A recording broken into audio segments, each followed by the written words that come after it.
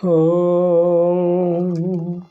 रामं लक्ष्मणं पूर्वजं रघुवीरं सीतापतिं सुन्दरं काकुत्स्थं करुणाकरगुणनिधिं विप्रप्रियधार्मिकं राजेन्द्रं सत्यसन्धदशरथतनयं श्यामलं शान्तमूर्ति वन्दे लोकाभिरामं रघुकुलतिलकं राघवं रावणारि।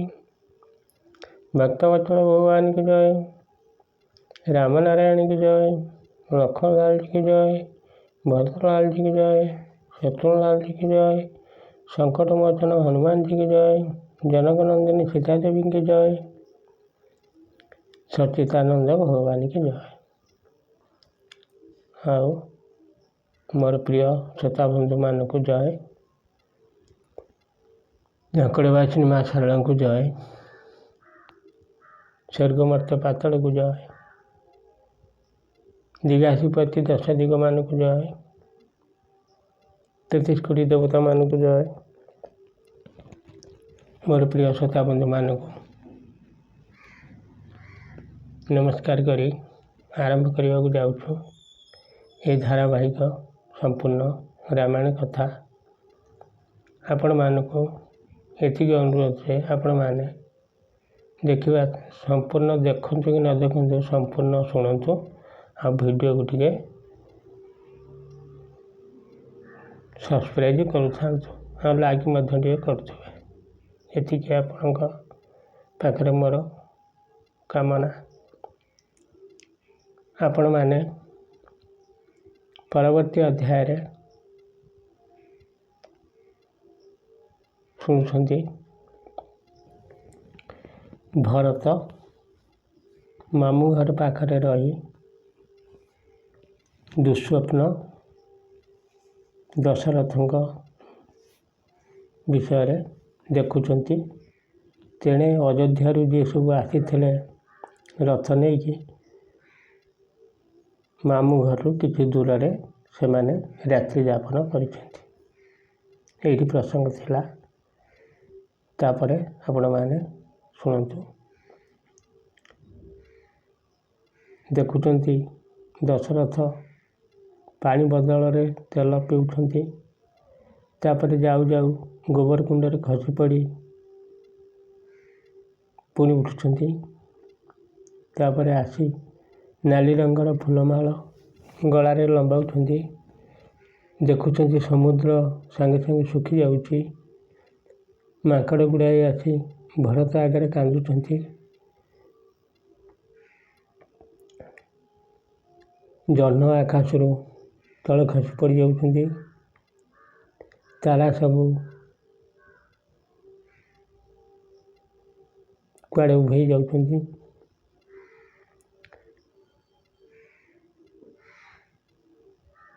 पर्वतरू पत्थर खंड खंड होई तले पड़ जाउछि। माटी सबुआड़े फाटिकी आँ करुछि। चारिआडे धुआं घोटी जाउछि। राजा दशरथ कला लुगा पिंधि देह सारा तेलरे जर्जरित होई रथरे गध को बांधी दक्षिण दिग को जाउछंती।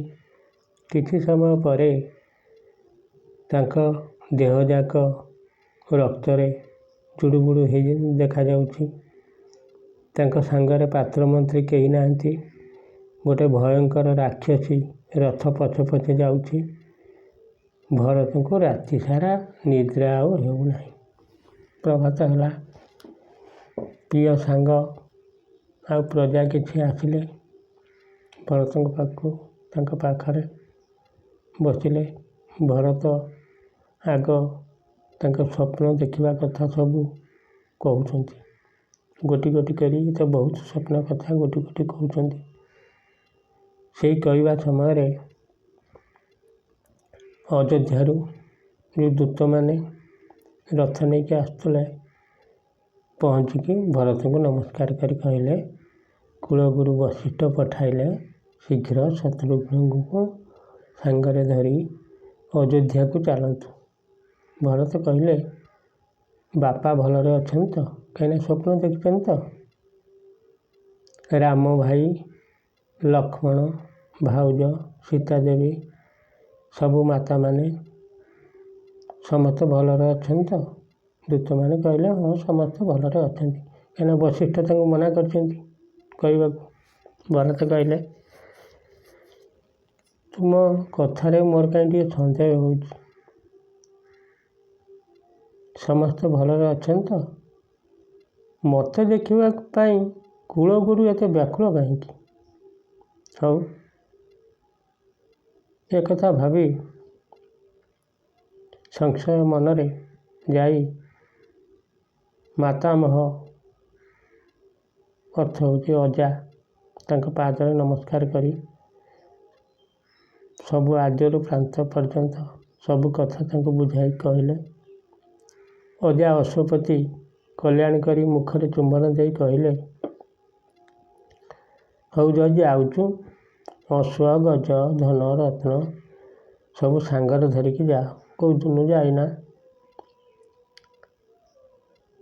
ଆଉ ଯେଉଁଦିନ ଘରେ ପହଞ୍ଚିବୁ ତାପରେ ସମସ୍ତଙ୍କର ଶୁଭବାର୍ତ୍ତା ମୋତେ ଟିକେ ଜଣେଇବୁ। ଭରତ କହିଲେ ଅଶ୍ୱ ଗଜ ଧନ ରତ୍ନ ସେସବୁ କ'ଣ ହବ ମୋର, ସେସବୁ କିଛି ମୋର ଆବଶ୍ୟକତା ନାହିଁ। ତାପରେ ମାମୁ ମାଇଁଙ୍କୁ ଭରତ ନମସ୍କାର କରି ରଥରେ ବସି ଅଯୋଧ୍ୟା ଅଭିମୁଖେ ଗଲେ। କେତେ ନଦ ନଦୀ ପାହାଡ଼ ପର୍ବତ ବଣ ପାର ହୋଇ ଜମ୍ବୁପ୍ରସ୍ତୁ ଗ୍ରାମରେ ରାତ୍ରି ହୋଇଗଲା। ରଥର ତ ଲାଇଟ୍ ନାହିଁ। ସେଠାରେ ଭରତ ଆଉ ସେ ଲୋକମାନେ ରାତ୍ରି ଯାପନ କରି ପୁଣି ପ୍ରଭାତରେ ଅଯୋଧ୍ୟା ଅଭିମୁଖେ ଆସୁଛନ୍ତି। ସ୍ୱପ୍ନ ଦେଖିବା କଥା ମନେ ମନେ ଭରତ ଭାବୁଛନ୍ତି। ଆସିଛନ୍ତି ଯେତେବେଳେ ଆସି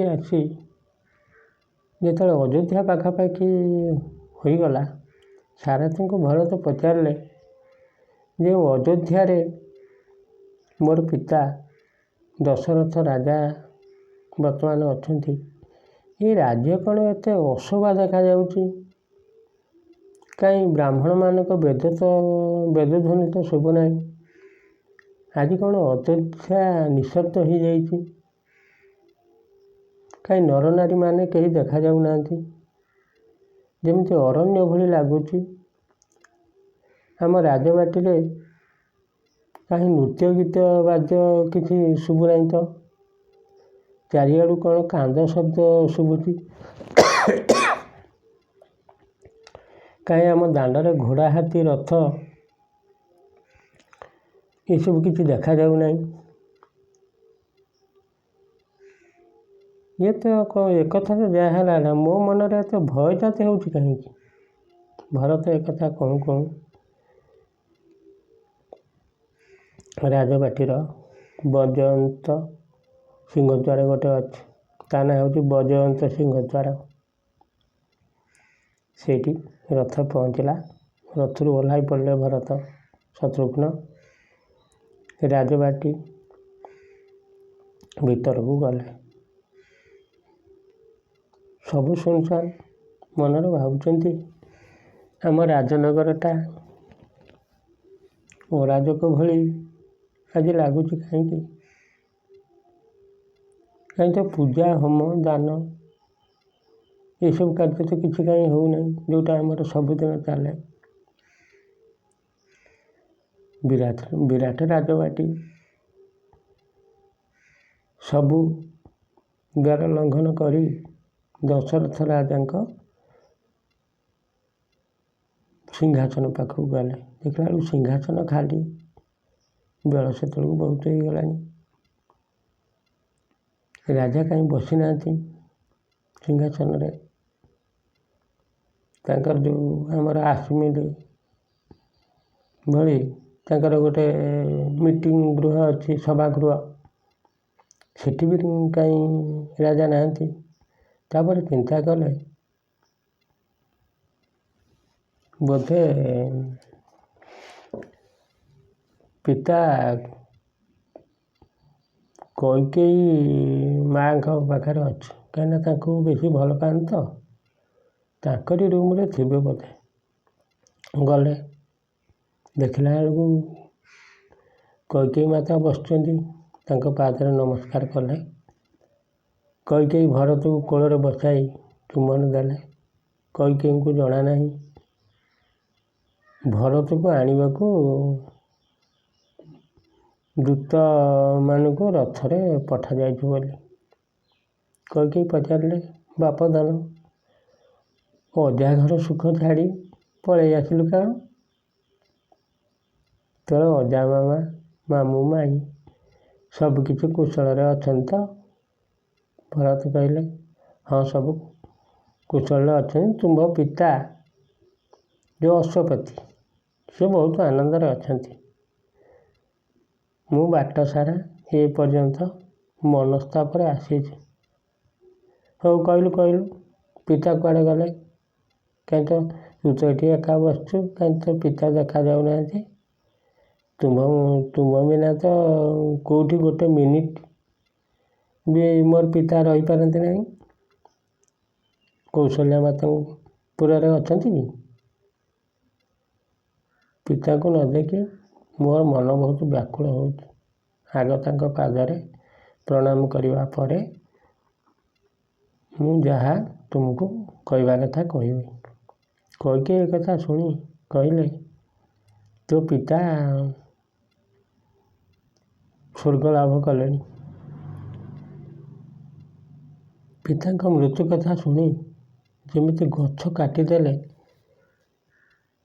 ଢୋକ୍ ଶବ୍ଦ କରେ, ସେଇଭଳି ଭରତ ଭୂମିରେ ଟଳି ପଡ଼ିଲେ। ଆଉ ଭରତଙ୍କର ଆଉ ଚେତା ନାହିଁ। କିଛି ସମୟ ପରେ ଚେତା ପାଇ କୈକେୟୀ ମାତାଙ୍କୁ ଅନାଇ କହିଲେ, ହେ ପିତା, ମୋତେ ଛାଡ଼ି କୁଆଡ଼େ ଗଲ? ମୋତେ ପୁତ୍ର ବୋଲି କହି କିଏ କୋଳରେ ବସାଇବ? ହେ ଦୈବ, ମୋର ସବୁ ସୁଖ ସମ୍ପଦ ଛଡ଼ାଇ ନେଲୁ। ମୃତ୍ୟୁ ହେଇଗଲା ପିତାଙ୍କର। ମୃତ୍ୟୁ କାଳେ ନ ଦେଖିଲି ପିତାଙ୍କର ମୁଖ, ଆହା ଦଇବରେ ମୋତେ ଦେଲୁ ଏଡ଼େ ଦୁଃଖ। ଶ୍ରୀରାମଙ୍କ ଠାରେ ମୋତେ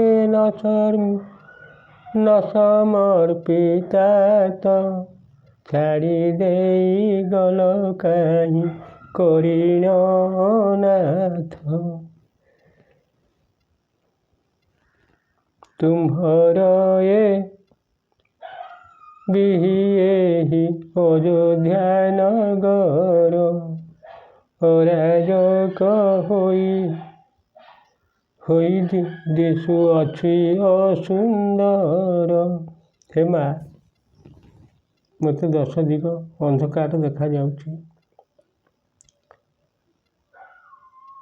ଏତିକି କହି ପୁଣି ଭରତ ମୂର୍ଚ୍ଛାଗତ ହୋଇଗଲେ। ତାପରେ କୈକେୟୀ ଆସି ଭରତର 2 ହାତକୁ ଧରି କହୁଛନ୍ତି, ବାବୁ, ଜମା ଅଧୈର୍ଯ୍ୟ ହୁଅନା। ତୁ ଜ୍ଞାନୀ ପିଲା ହୋଇ ଅଜ୍ଞାନଙ୍କ ଭଳି ହେଉଛୁ କାହିଁକି? ଛୋଟ ପିଲାଙ୍କ ଭଳି କାନ୍ଦୁଛୁ କାହିଁକି? କିଛି ବୁଝେଇଲା ପରେ ଭରତ ଟିକେ ଶାନ୍ତ ହୋଇ କହିଲେ, ମା, ମୋର ଧାରଣା ଥିଲା ପିତା ଆଜି ବ୍ୟସ୍ତ ଥିବେ। ରାମ ଭାଇ ରାଜ୍ୟଭାର ଗ୍ରହଣ କରୁଥିବେ, ଯଜ୍ଞକର୍ମ ଚାଲିଥିବ। ମୁଁ ଆସି ପହଞ୍ଚିଲା ପରେ ସବୁ ବିପରୀତ ଦେଖୁଛି। ହଉ ସେ କଥା ଛାଡ଼, ମୋତେ କୁହ, ପିତା ମୋର କେଉଁ ରୋଗରେ ମଲେ? ମୁଁ ଗୋଟେ ଅଭାଗା, ପିତା ମଲେ ମୁଁ ଦେଖିପାରିଲି ନାହିଁ। ରାମ ଭାଇ ପ୍ରେତ କାର୍ଯ୍ୟ କଲେ, ଶୁଦ୍ଧି ହେଲେ, ସବୁ କିଛି କଲେ, ତା ମଧ୍ୟ ଦେଖିପାରିଲି ନାହିଁ। ଆଜି ଆମେ ମାମୁଁ ଘରୁ ଆସିଲୁ, ପିତା କେତେ ସ୍ନେହ କରିଥାନ୍ତେ, ହଉ ଛାଡ଼। ମୋର ଜ୍ୟେଷ୍ଠ ଭ୍ରାତ ଶ୍ରୀରାମ କୁଆଡ଼େ ଗଲେ? ମୁଁ ଆଗେ ତାଙ୍କ ପାଦରେ ନମସ୍କାର କରେ। ସିଏ ତ ମୋର ଗୁରୁ, ଖାଲି ଗୁରୁ ନୁହେଁ ତ ଗୁରୁ, ବନ୍ଧୁ, ଇଷ୍ଟ, ମୋର ପିତୃତୁଲ୍ୟ। ତାଙ୍କ ମୁହଁ ଯଦି ଦେଖିଲେ ନା ମୋର ଟିକେ ଦୁଃଖ ଦୂର ହେଇଯିବ। ମା ଶୀଘ୍ର କୁହ, ରାମ ଭାଇ କେଉଁଠି ଅଛନ୍ତି? ମୋର ପ୍ରିୟ ଶ୍ରୋତା ବନ୍ଧୁ, ପୁଣି ଭିଡ଼ିଓ ବଡ଼ ହେଇଯିବ। ମୋର ପ୍ରିୟ ଶ୍ରୋତା ବନ୍ଧୁମାନେ ଦେଖିବେ ନାହିଁ। ଆଜି ଏତିକିରେ ଥାଉ। ପୁଣି ଯଦି ଏ ଦାସ ପ୍ରତି ଆପଣମାନଙ୍କର ସ୍ନେହ ଥିବ, ପୁଣି ଆଗାମୀ ଅଧ୍ୟାୟରେ ଆପଣ ଦେଖିବେ। କିନ୍ତୁ ଏତିକି ଅନୁରୋଧ, ଭିଡ଼ିଓକୁ ଟିକେ ସମସ୍ତେ ସବୁ ପ୍ରିୟ ଶ୍ରୋତା ବନ୍ଧୁମାନେ ସବସ୍କ୍ରାଇବ୍ ଆଉ ଲାଇକ୍ ମଧ୍ୟ ଟିକେ କରିବେ, ଆଉ ସମ୍ପୂର୍ଣ୍ଣ ଶୁଣିବେ। ଦରଖଣ୍ଡିଆ ଯେକୌଣସି ରାମ କଥା ହେଉ, କୃଷ୍ଣଙ୍କ କଥା ହେଉ, ଜଗନ୍ନାଥଙ୍କ କଥା ହେଉ, ଯେକୌଣସି କଥା ଶୁଣିବେ ଦରଖଣ୍ଡିଆ ଜମା କରିବେନି, ସମ୍ପୂର୍ଣ୍ଣ ଶୁଣିବେ। ଏତିକି ନିବେଦନ କରି ସେହି ରାମନାରାୟଣ ମୋର ଶ୍ରୋତା ବନ୍ଧୁମାନଙ୍କ ସହିତ ଏ ତିନିପୁର ଲୋକମାନଙ୍କୁ ସମସ୍ତଙ୍କୁ ଭଲରେ ରଖନ୍ତୁ। ଏତିକି କାମନା କରି ସ୍ୱର୍ଗମର୍ତ୍ତ୍ୟ ପାତାଳକୁ ନମସ୍କାର କରି, 10 ଦିଗମାନଙ୍କୁ ନମସ୍କାର କରି, 33 କୋଟି ଦେବତାମାନଙ୍କୁ ନମସ୍କାର କରି, ରାମନାରାୟଣକୁ ନମସ୍କାର କରି, ଝଙ୍କଡ଼ ବାସିନୀ ମା ଶାରଳାଙ୍କୁ ନମସ୍କାର କରି, ୟୁଟ୍ୟୁବ୍ କର୍ମକର୍ତ୍ତାମାନଙ୍କୁ ନମସ୍କାର କରି, ସବୁ ଦୁଃଖ ନେଇ ସୁଖ ଭରି ଦିଅନ୍ତୁ ମୋର ଶ୍ରୋତା ବନ୍ଧୁମାନଙ୍କୁ। ଏତିକି କାମନା କରି ସମସ୍ତଙ୍କୁ ନମସ୍କାର କରି ମୋର ପ୍ରିୟ ଶ୍ରୋତା ବନ୍ଧୁମାନଙ୍କୁ ମଥଲଟା ପ୍ରଣାମ କରି ବିଦାୟ ନେଉଛି। ଜୟ ଶ୍ରୀରାମ, ଜୟ ଶ୍ରୀରାମ, ଜୟ ଶ୍ରୀରାମ। ହରି ବୋଲ।